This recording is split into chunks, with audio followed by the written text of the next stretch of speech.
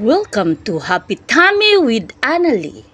Hello mga kahapitami, in this video magluluto tayo ng ginisang 5 fingers. So ito lang mga ingredients natin, 5 fingers, garlic, onions at ang ating mga kamatis.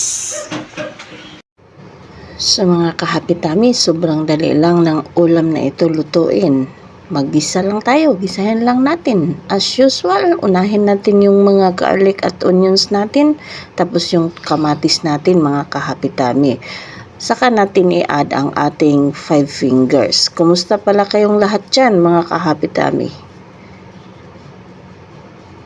So yan lang mga kahapitami.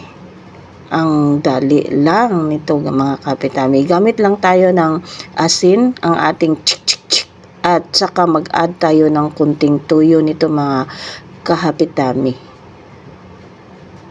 So super healthy pa at super easy pang lutuin mga kahapitami.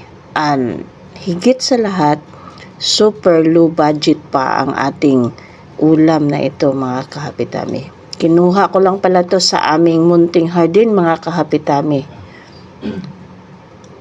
Yan, nag-add na tayo ng asin at saka ang ating kunting chik-chik-chik.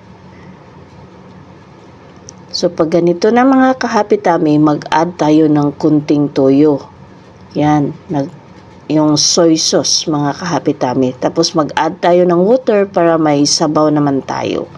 Malapit na to mga kahapitami. Wow, ang sarap nito mga kahapitami. Thank you for watching.